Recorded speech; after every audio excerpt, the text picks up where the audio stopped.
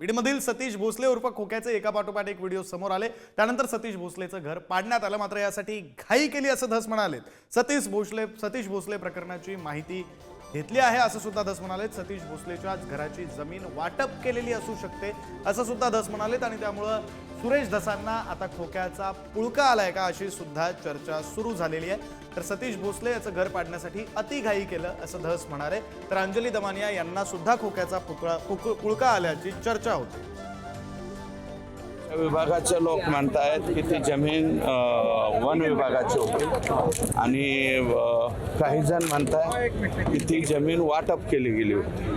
तर हा उद्याच्याला मी आमसभेला तिथं जाणार आहे, त्यावेळेस प्रश्न घर पाडण्याचा निर्णय लवकरच नाही घेतला का शासनाने? जरा अति जास्त घाई केली असत नाही, शासनानं नाही, तिथल्या काही मी उद्या विचारणार आहे कलेक्टर आणि वन विभागात। त्याचं घर तोडलं आणि त्यानंतर काही अज्ञात इसमांनी जाळलं आणि ज्या पद्धतीने सगळं त्यांचं सामान रॅशन बाहेर फेकलंय ते बघून मला थोडंसं वाईट वाटलं। म्हणजे माझ्या डोळ्यात पाणी आलं ते सगळं बघून आणि मला असं वाटत होतं की ठीक आहे, त्यांनी गुन्हे केलेत, त्याच्यात काहीच शंका नाही, त्याच्या गुन्ह्याची त्याला शिक्षा द्या। त्या घरच्यांना जे त्रास दिले, जे त्या बायकांना मारहाण झाली, त्याच्यापैकी काहींना हॉस्पिटलमध्ये पाठवायला लागलं, हे सगळं कुठेतरी चुकतंय। आणि 7 दिवसाची नोटीस होती की 7 दिवसात तुम्ही खाली करा, नाहीतर कारवाई केली जाईल।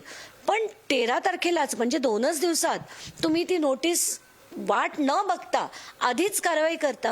हा, त्यांच्या जे सतीशचं घर जाळलेलं आहे, मी एकच बोलते, सतीशचं घर जाळला, तुम्ही वाल्मिक कराडचं पण जाळला है ना।